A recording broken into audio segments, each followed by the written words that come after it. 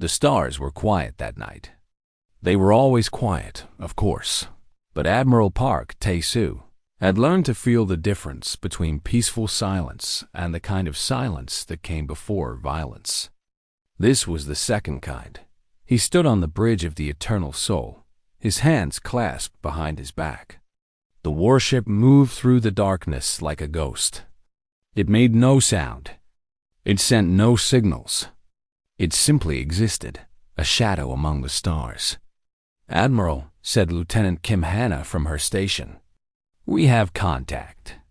12 ships. They just dropped out of faster-than-light travel about 40,000 kilometers ahead." Tae-soo nodded slowly. He had expected this. The Velith Dominion had been watching human space for months. Their scouts had been spotted near the outer colonies. Their spies had been caught trying to steal information. War was coming. Everyone knew it. "Show me," he said. The main screen changed.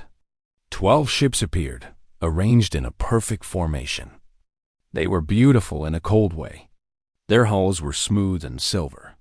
Their weapons glowed with blue light. Each ship was twice the size of the Eternal Soul. "They are scanning the area," Hana reported. "Standard sweep patterns. They will find us in about 3 minutes." "Let them find us," Tae-soo said. "We have nothing to hide."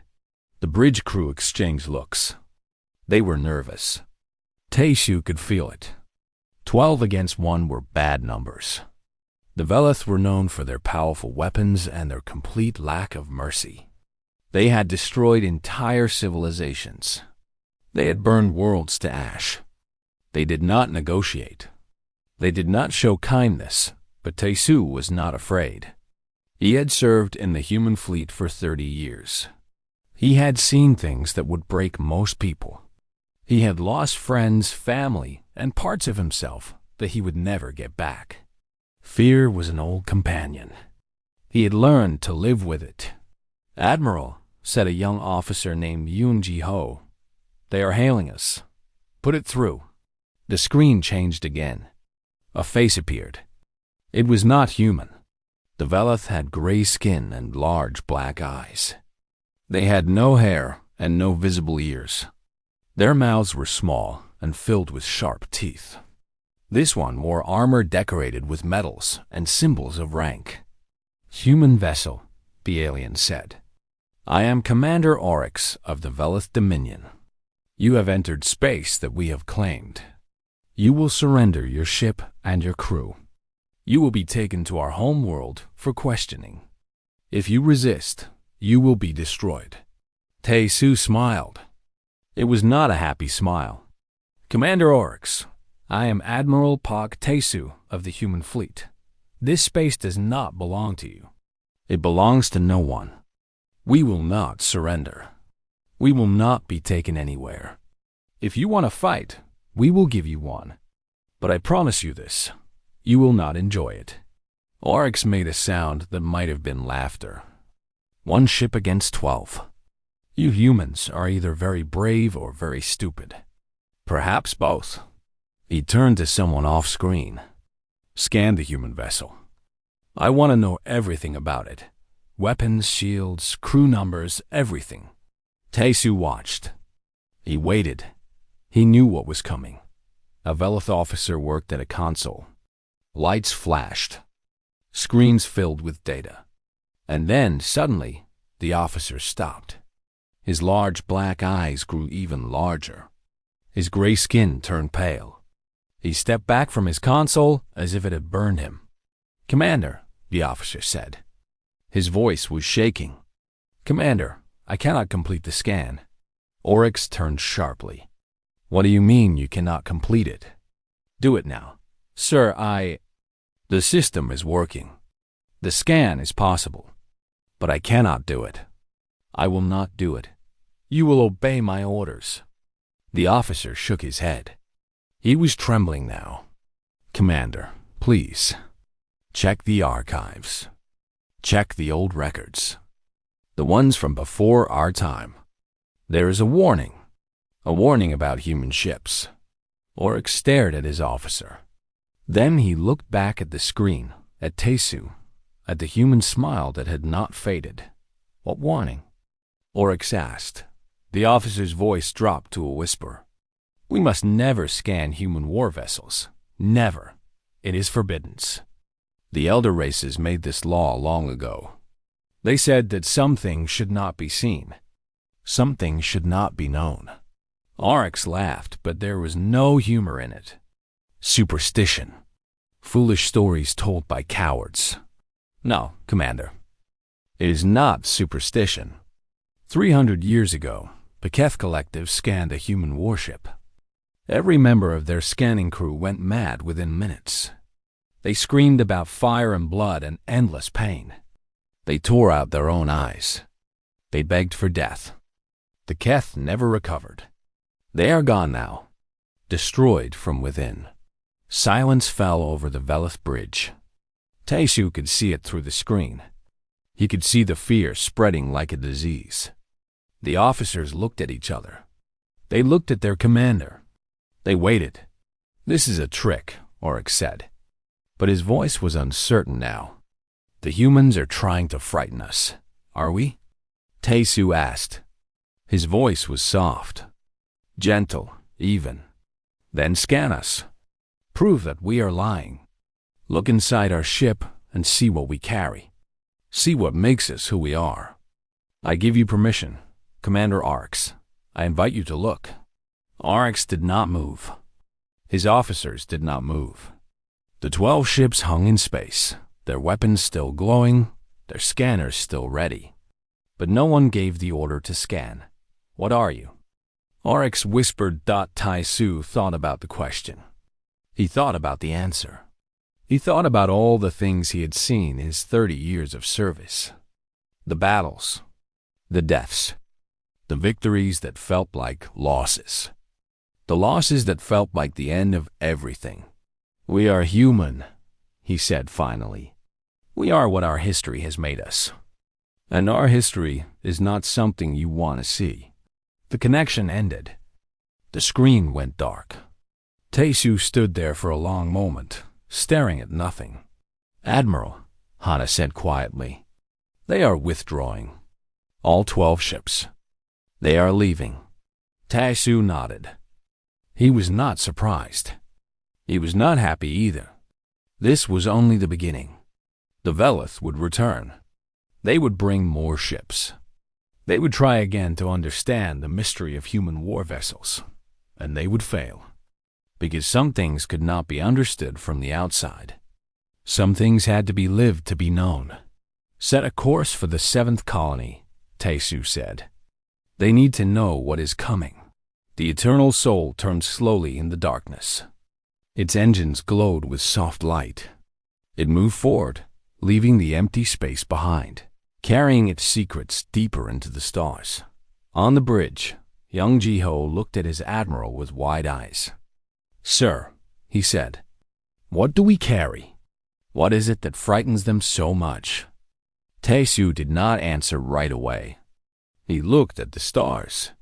He thought about his grandmother, who had survived a war that killed millions. He thought about his father, who had never spoken about the things he had seen. He thought about himself and the memories that lived inside him like ghosts. "Someday," he said, "you will understand. But not today. Today, you are still young. Today, you still have hope." He turned and walked off the bridge, leaving his crew with questions that had no easy answers. The stars watched in silence. They always did. 3 days after the encounter with the Velith fleet, Lieutenant Kim Hana found herself in a place she did not want to be. The holding cells of the Eternal Soul were deep in the belly of the ship, far from windows, far from light, far from anything that felt alive. The walls were gray. The air was cold. The silence was heavy. She walked down a narrow corridor, her boots making soft sounds on the metal floor. 2 guards followed behind her. They carried weapons, but Hana knew they would not need them. The prisoner they were going to see was not dangerous. Not anymore. The cell was small. Inside, sitting on a hard bench, was a Velith officer. He was young for his kind, with smooth gray skin and large dark eyes that looked at nothing. He had been captured during a brief fight 2 weeks ago. His small scout ship had gotten too close to human space. The Eternal Soul had disabled it easily and brought him aboard. His name was Tovik. He was a junior navigator. He knew very little about the Velith Dominion's war plans. But he knew other things. Things that Hannah needed to understand. She entered the cell and sat down on a chair across from him. The guards stayed outside. The door closed with a soft click. "Tovik," Hannah said, "do you remember me?" The alien looked at her. His eyes were empty. "Yes, you are the one who brought me food yesterday. You are kind for a human. I try to be." She paused. "I need to ask you some questions. About your people. About what they believe." Tovik made a small sound. It might have been a laugh. "You want to know about the warning. About why Commander Oryx ran away from your ship." Hannah nodded. "Word travels fast. It travels faster than light sometimes." Tovik shifted on his bench. He looked tired, defeated. "I will tell you what I know. It is not much, but perhaps it will help you understand." Hannah waited. She had learned that patience was the best tool in conversations like this. Silence often said more than questions. Tovik began to speak. His voice was soft, almost like he was talking to himself. "When I was young, my grandmother told me stories. She was very old, older than anyone I knew. She had lived through many wars. She had seen civilizations rise and fall. She knew things that were not taught in our schools. One night, she told me about the humans. I had never seen a human before. I only knew that they were a young species, far away, not important. But my grandmother said I was wrong. She said humans were the most important species in the galaxy, and the most dangerous." I laughed at her. Humans were small, weak. They lived short lives and died easily. How could they be dangerous? My grandmother did not laugh. She looked at me with old, tired eyes and told me a story. "Long ago," she said, "before the Velith Dominion existed, there was a great empire called the Keth Collective. They were powerful. They ruled over 100 star systems. Their technology was advanced beyond anything we have today. They believed they were the masters of the universe. One day, the Keth found the humans. The humans were just starting to explore space. They had only a few ships. They had no real weapons. They were curious and friendly and did not understand the dangers of the galaxy. The Keth watched them. They studied them. They decided that humans were not a threat. But they were curious about one thing. Human ships felt strange to their scanners. There was something inside them that the Keth could not identify. Something that made their instruments behave in unusual ways. So the Keth decided to perform a deep scan. They wanted to know everything about the human vessels. They wanted to understand what made them different. They chose a small human ship, a cargo vessel carrying supplies to a distant colony. The ship had only 12 crew members. It was nothing special. Just ordinary humans doing ordinary work. The Keth scanning team was their best. 20 officers, trained for years, equipped with the most advanced technology in the galaxy. They began the scan. At first, everything was normal. They saw the ship's structure. They saw the engines. They saw the life signs of the 12 humans inside. Nothing strange. Nothing dangerous. Then they went deeper. My grandmother said that what happened next was never fully recorded. The official reports were destroyed.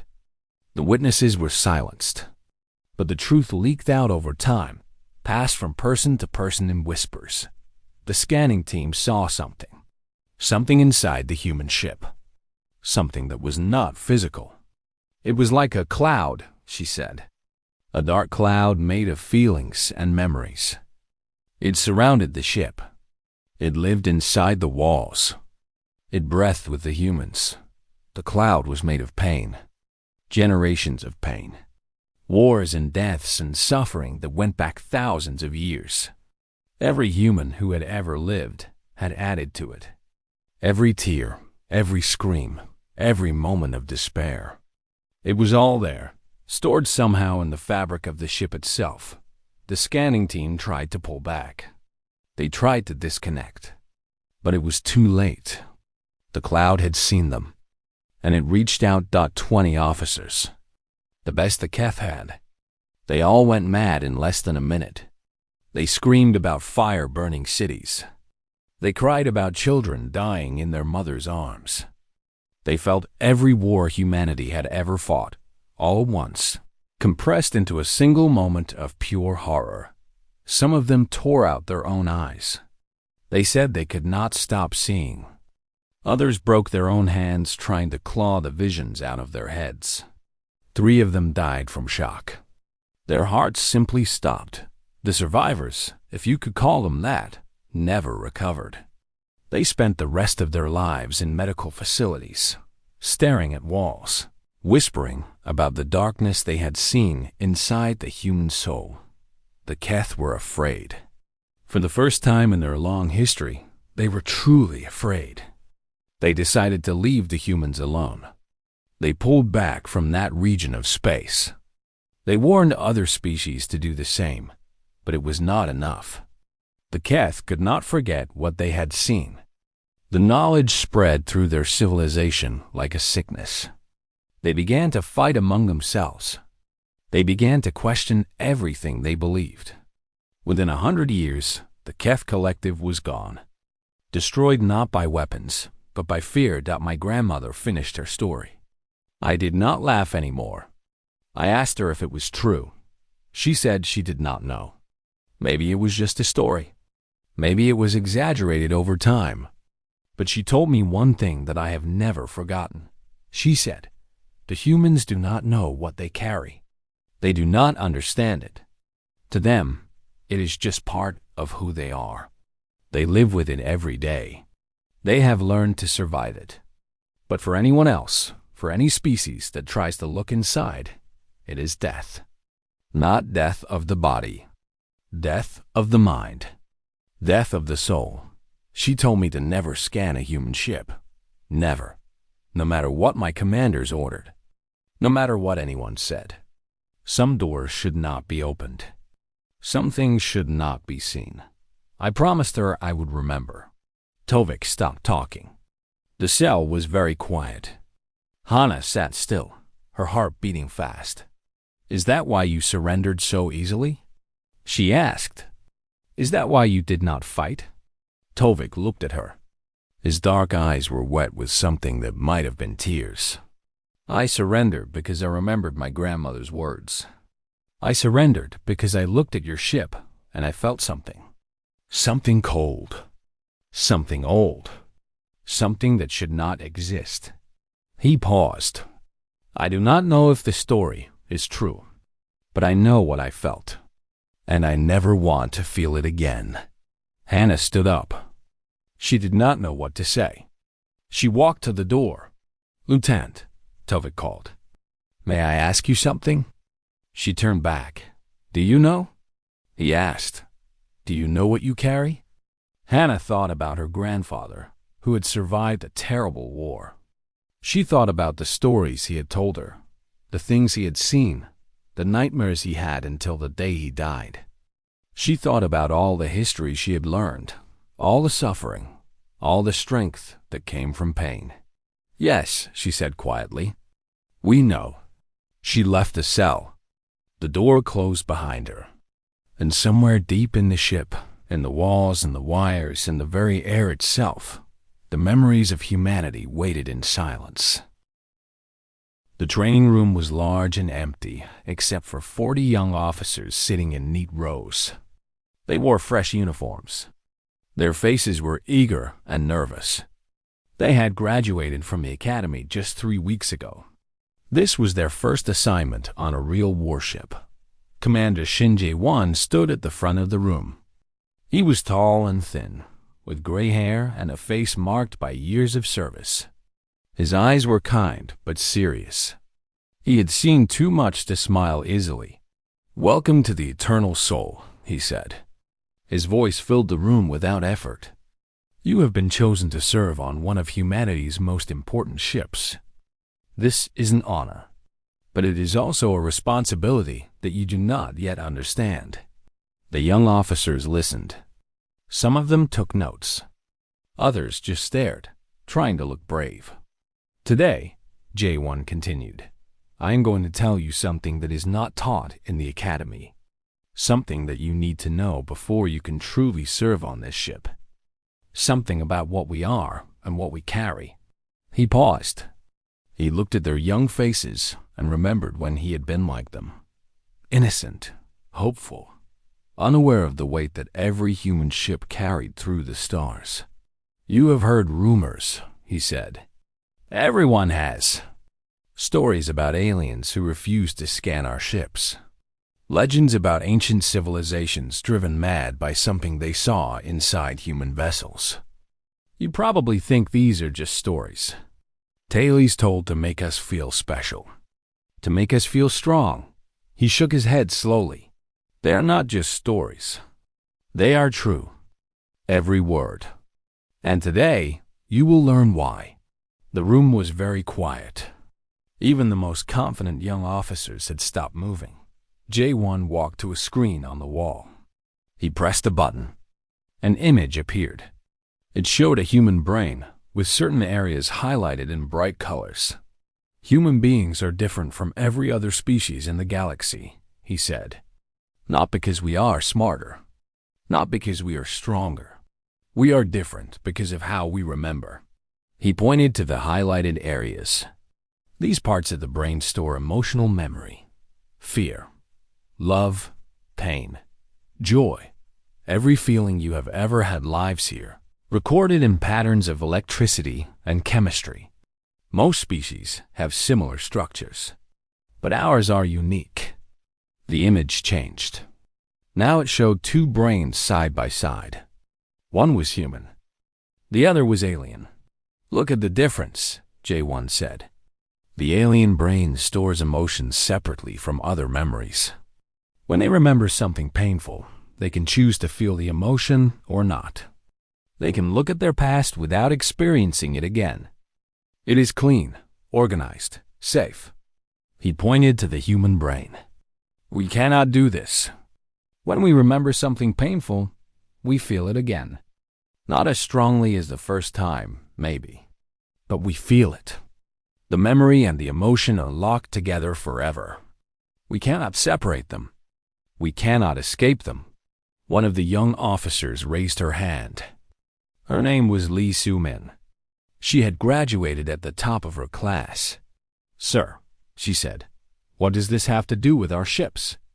J1 smiled. It was a sad smile. "I am getting there. Be patient." He pressed another button. The screen showed an old photograph. It was black and white, showing a city in ruins. Buildings destroyed. Streets covered in dust. Bodies lying everywhere. "This is a city on Earth," J1 said. "It was destroyed in a war hundreds of years ago. Millions of people died. Millions more were hurt in ways that never fully healed. The survivors carried the memory of this destruction for the rest of their lives. And they passed that memory to their children. And their children passed it to their children." The image changed again. More ruins. More destruction. More death. "War after war," J1 said. "Century after century. Humanity has been hurting itself for as long as we have existed. And every moment of that pain has been remembered. Not just in history books. Not just in museums. But in our blood. In our bones. In the very structure of our minds." He turned off the screen. The room was now lit only by the soft glow of emergency lights. "When humans build things," he continued, "we put ourselves into them. Not just our skills. Not just our knowledge. We put our feelings, our hopes, our fears. We cannot help it. It is how we are made. Every ship we build, every weapon we create, every piece of technology we design carries a piece of us inside it. He spread his arms, gesturing at the walls around them. The eternal soul is not just a ship. It is a container, a vessel that holds something far more powerful than engines and weapons. It holds us, all of us, every human who has ever lived, every tear we have cried, every scream we have screamed, every nightmare we have survived. It is all here, woven into the metal, humming in the wires, breathing in the air. Another young officer raised his hand. His name was Choi Dong-hyen. His voice was shaky. "Sir, how is that possible? How can emotions be stored in metal?" "We do not fully understand it," Jae-won admitted. "Our scientists have theories. Something about the way human consciousness interacts with matter. Something about the energy our brains produce when we feel strong emotions. Whatever the explanation, the result is the same. Our ships absorb who we are. They become part of us. And anyone who tries to look inside, truly look inside, sees everything." He paused. He let the silence fill the room. "Imagine," he said softly, "feeling every death in human history at once. Every child who starved, every soldier who bled, every mother who lost her family, every prisoner who was tortured, every victim who was forgotten. All of it, compressed into a single moment, forced into your mind like a spear made of pure suffering." Some of the young officers looked pale. One of them was shaking. "That is what aliens see when they scan our ships," Jae-won said. "That is what drove the Keth mad. That is what makes the Velith run away in fear. They cannot handle it. Their minds are not built for our kind of pain, our kind of survival." Lee Soo-min spoke again. Her voice was quiet. "How do we handle it? How do we live with so much pain inside us?" Jae-won looked at her. His eyes were gentle. "We handle it because we have no choice. We were born into it. It is part of who we are. We learn to carry it, one day at a time. We learn to keep moving forward, even when the weight feels impossible. That is what makes us human. Not our intelligence, not our technology, our ability to suffer and survive. To feel everything and still find reasons to hope." He walked among the rows of young officers. He looked at each of their faces. "You will feel it," he said. "As you serve on this ship, you will begin to feel the presence around you. The sadness in the walls, the anger in the engines, the love and the loss and the desperate hope that fills every corner. Do not be afraid of it. It is your heritage. It is your strength." He stopped at the front of the room. "The aliens think what we carry is a weapon. They think it is something terrible, something monstrous. They are wrong. What we carry is not a weapon. It is a promise. A promise that we will never forget what we have been through. A promise that we will fight to make sure no one has to suffer like we have suffered. A promise that we will turn our pain into purpose." He looked at them one last time. "Welcome to the eternal soul. Welcome to the truth. Welcome to the family." He left the room.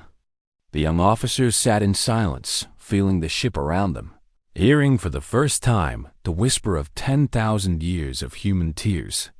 Soo-min put her hand on the wall. It was warm. It was alive.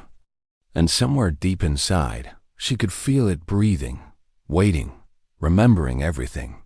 She was not afraid. She was home. The Velith Dominion returned with 60 ships. They appeared at the edge of the star system like a swarm of silver insects, their hulls gleaming in the distant light of the sun. 60 warships, each one carrying enough firepower to destroy a small planet.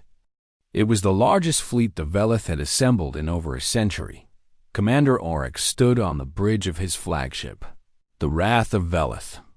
He had not slept well since his encounter with the human ship. The memory of that moment haunted him. The way his scanning officer had trembled. The stories about the Keth. The smile on the human admiral's face. But Oryx was not a coward. He was a warrior.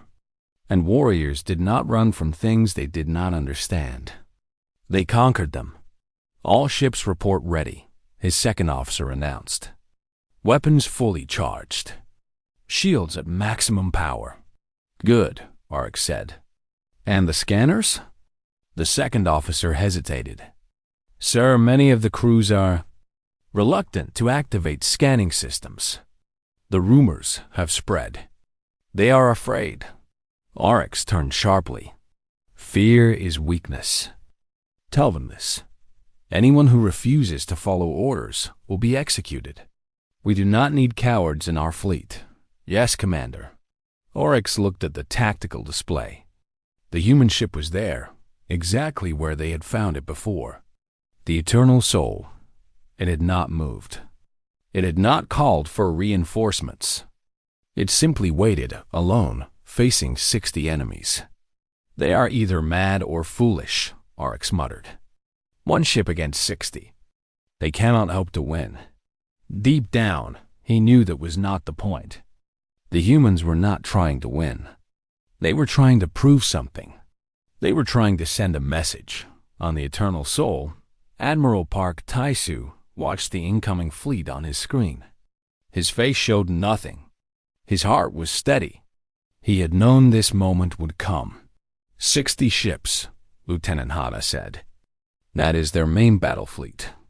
They have left their home systems almost undefended to attack us. They are afraid, Taisu said. Afraid species make desperate choices. What are your orders, sir? Taisu thought for a moment. He thought about his crew. He thought about the young officers who had just learned the truth about what they carried. He thought about all the humans who had lived and died throughout history, their memories living inside this ship. We fight, he said simply. Not to destroy them. Not for revenge. We fight to show them who we are. Sir, 60 against 1. I know the numbers, Lieutenant. But we have something they do not have. We have something they cannot understand. He looked at her. We have 10,000 years of practice at surviving. The battle began without warning. The Velith fleet opened fire. Hundreds of energy beams cut through space, aimed at the single human ship. The darkness lit up like a storm of light and death. The Eternal Soul moved. It did not try to run. It did not try to hide. It flew straight into the attack, weaving between the beams with impossible grace. Its engines screamed. Its shields flared. It was dancing with death. Direct hit on enemy ship 7, Hana reported. Their shields are down. They are falling back. Target the next one, Taisu ordered. The human ship fired again and again. Each shot was precise. Each shot found its mark. The Velith ships were bigger. They had more guns.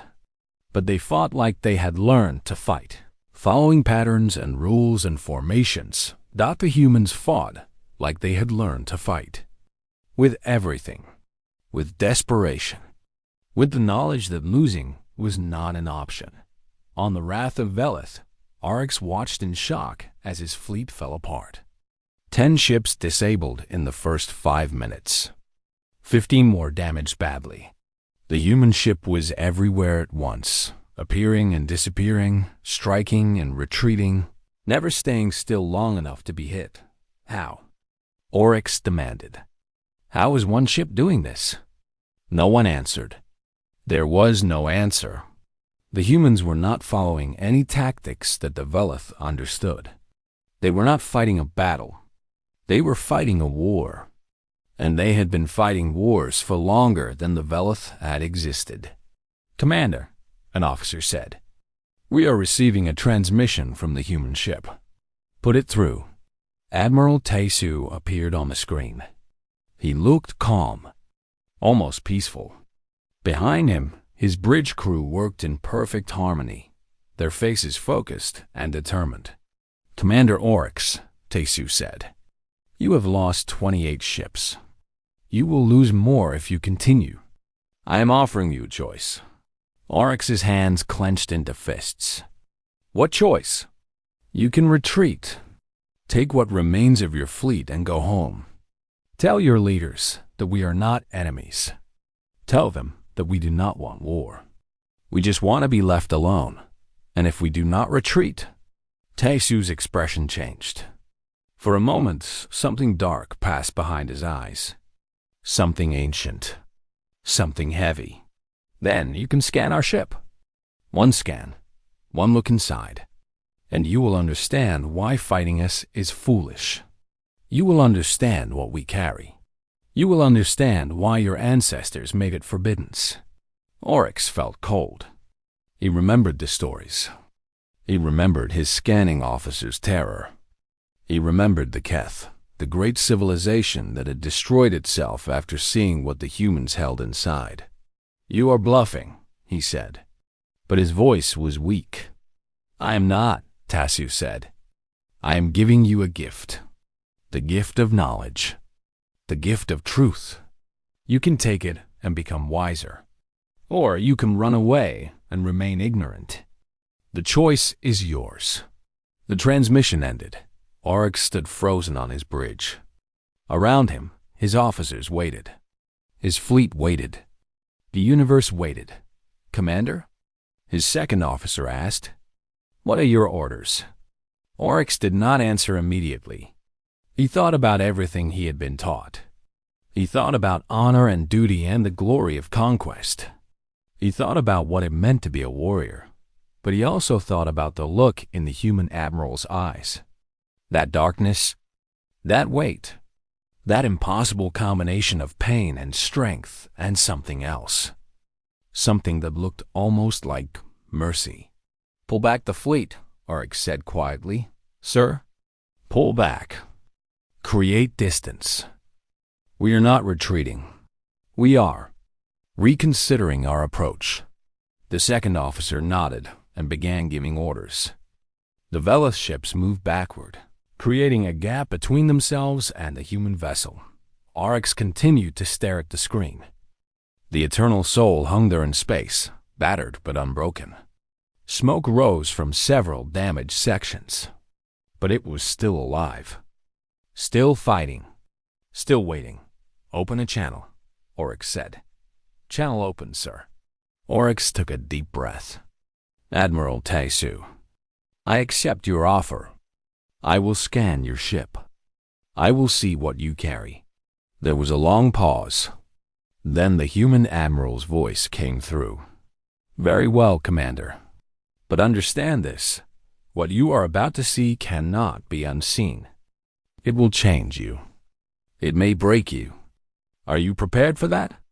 Oryx looked at his officers. They looked back at him with fear in their eyes. But they did not protest. They trusted him. They followed him. "I am prepared," Oryx said. "Then begin," Tesu said. "And may whatever gods you believe in have mercy on your soul." Oryx gave the order. The scanning beam activated. It reached across the darkness of space, touching the human ship, entering its hull, going deeper and deeper into its hard dot, and then Oryx saw, and everything changed. Oryx saw fire, not the fire of weapons, not the fire of explosions. This was different. This was older. This was the first fire that humans had ever made, burning in a dark cave while terrified families huddled together against the cold and the predators and the endless night. He felt their fear. He felt their desperate hope. He felt the love of parents trying to protect children who might not survive until morning dot, and then the vision changed. He saw war. Not one war. All wars. Thousands of years of blood and death, compressed into a single stream of memory. He saw soldiers dying in mud. He saw cities burning. He saw mothers screaming over the bodies of their children. He saw prisoners tortured for information they did not have. He saw innocents killed for no reason at all. The The pain was unbearable. It was like a knife made of pure suffering, cutting through his mind. Oryx wanted to scream. He wanted to tear the connection away, but he could not move. He could only watch. He could only feel. He saw plagues that killed millions. He saw famines that turned families into enemies. He saw earthquakes and floods and disasters that destroyed everything people had built. He saw the endless struggle of humanity against a universe that seemed determined to break them. And through it all, he felt something else. Something unexpected. Hope. Even in the darkest moments, even when everything seemed lost, the humans never stopped hoping. They rebuilt destroyed cities. They comforted orphaned children. They carried wounded strangers to safety. They shared their last food with people they had never met. They loved each other with a fierce, desperate love that nothing could destroy. Oryx saw a mother singing to her dying child in a hospital with no medicine. He saw a soldier carrying his wounded enemy to safety. He saw a man who had lost everything standing in ruins, holding the hand of another survivor, promising that they would rebuild together. The humans did not just suffer. They transformed their suffering into something beautiful. They created art and music and stories that came from their pain. They built societies that tried to prevent the horrors they had experienced. They reached for the stars because they refused to accept that the darkness would win. Oryx was crying. He did not realize it at first. Velith did not cry. Their bodies were not made for tears.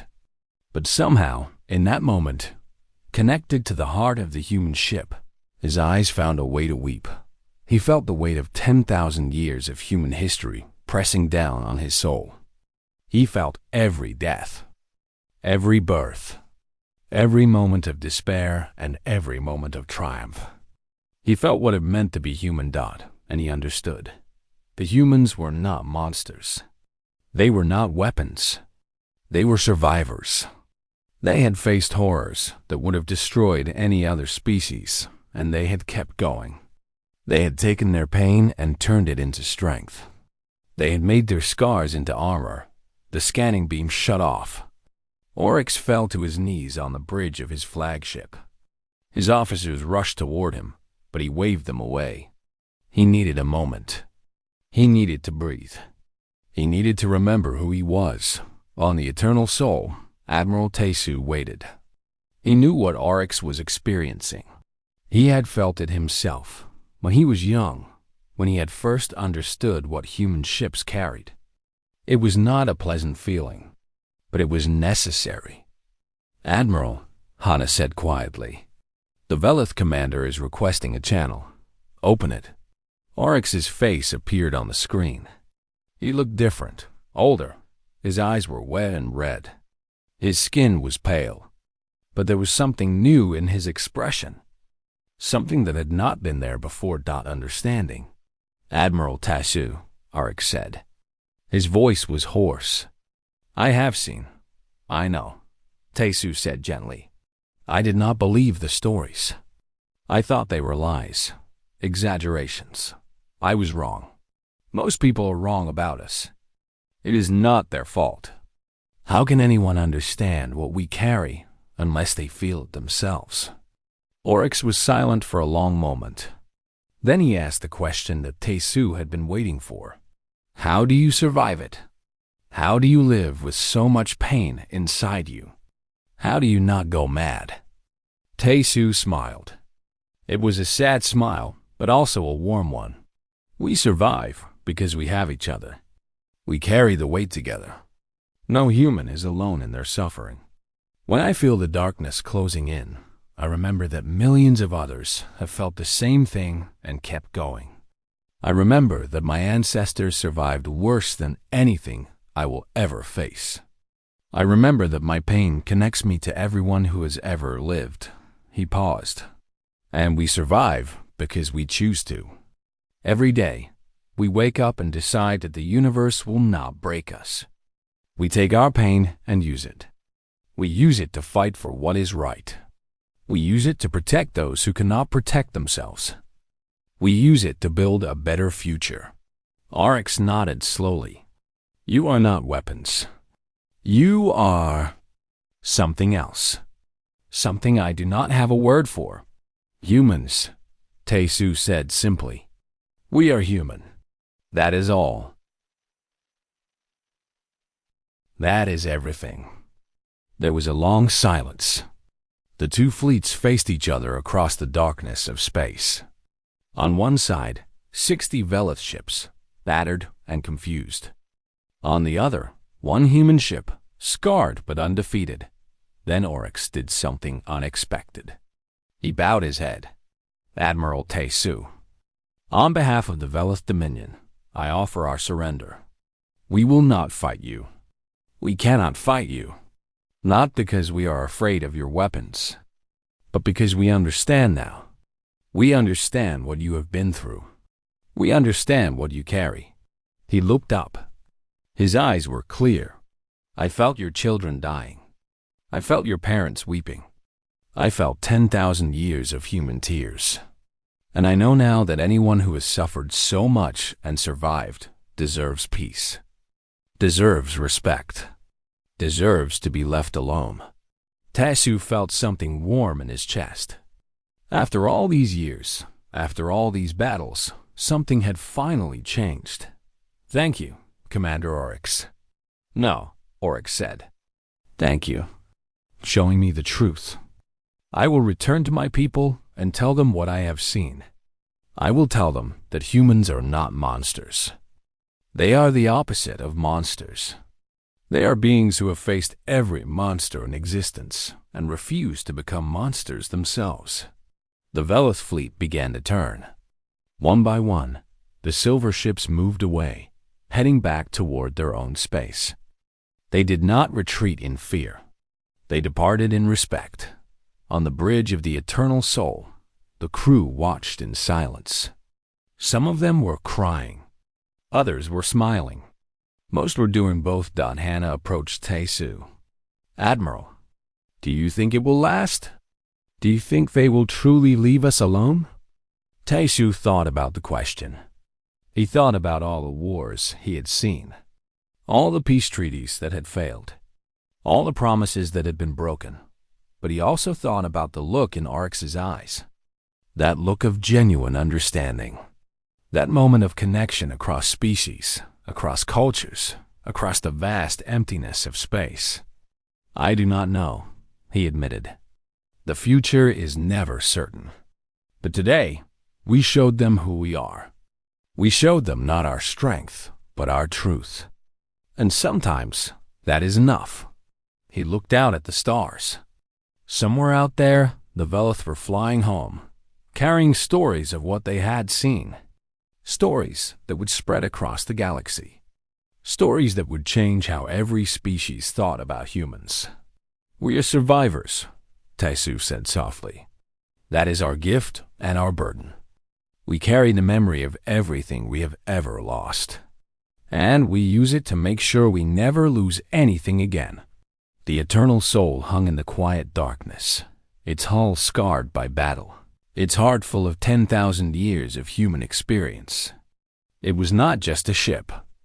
It was a monument, a memorial, a promise dot, and somewhere deep inside its walls, in the metal and the wires and the air itself, the memories of humanity whispered their eternal song. We survived. We will always survive. And we will never forget. The stars watched in silence. They always did. But now, perhaps, they watched with a little more respect.